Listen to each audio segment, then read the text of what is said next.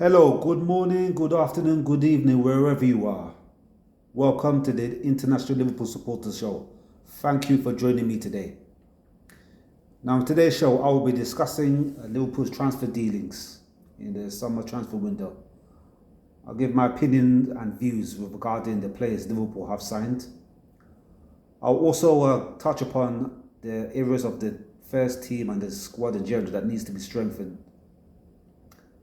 And lastly, I'll give my honest verdict as to what I believe Liverpool will realistically be able to accomplish this season and how well they will compete in domestic and European competition. If I can't include all of these opinions within the one video, I'll have to split it up into several segments. Last season, Liverpool finished fifth in the Premier League in what was a largely inconsistent and erratic campaign.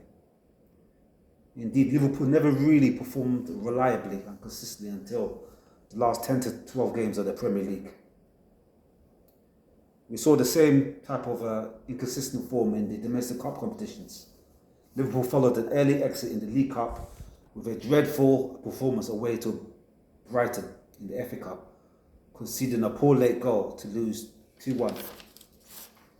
In European competition in the Champions League, Liverpool suffered a chastening 4-1 away defeat to Napoli in September.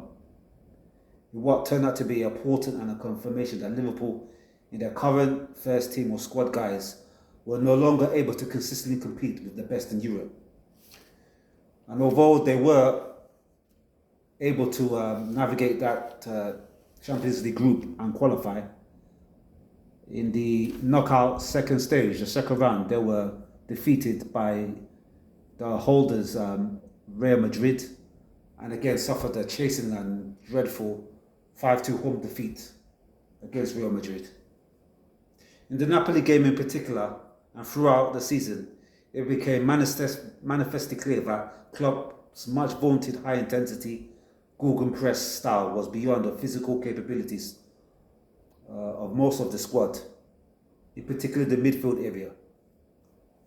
It's like the legs or the endurance, the intensity just evaporated in Liverpool's midfield, particularly the stalwarts, Henderson, Fabinho and Thiago.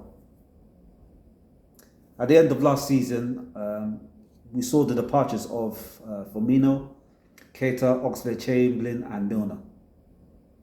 And in the last few weeks, we have also witnessed the abrupt, and it must be said, unplanned departures of Jordan Henderson and Fabinho. I say unplanned because I believe Klopp and Liverpool were planning to retain the aforementioned players for the forthcoming season. The departure of Fabinho in particular is a blow, as Liverpool don't really have anybody in the squad who can step up from the youth or the reserve team and take that very, very important defensive midfield position.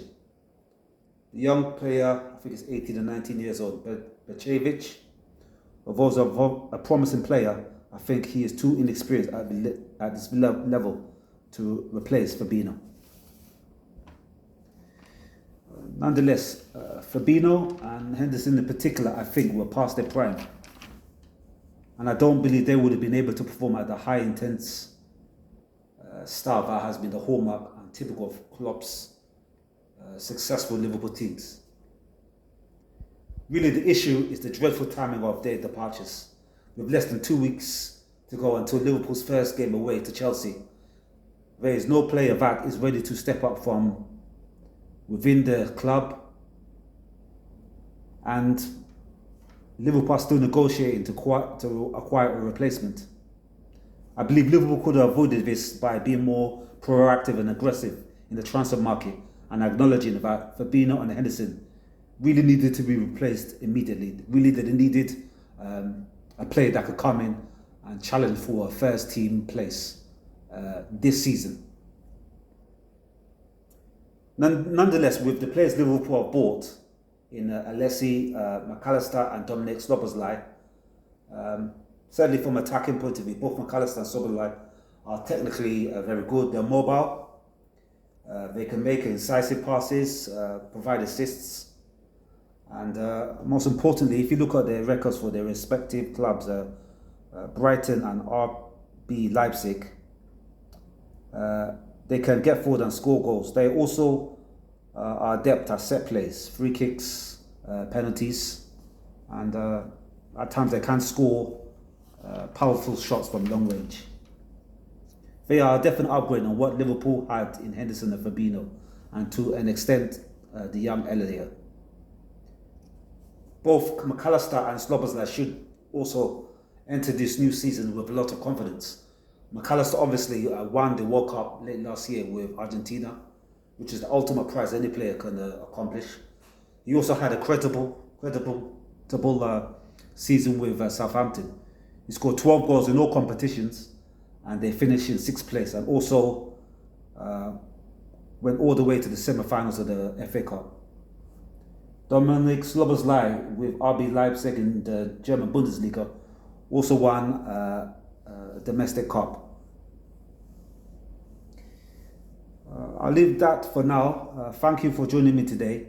In the follow-up video, I will conclude by stating what I believe Liverpool should do to conclude their squad or first team upgrading, and I'll touch upon specific players and any specific positions that really need urgent upgrading. And then I'll also argue my case for where I believe Liverpool will ultimately finish and what they will accomplish in both domestic and European competition. So again, thank you for joining me today, and I'll see you in the next one. And remember, Liverpool is for life, not for hype.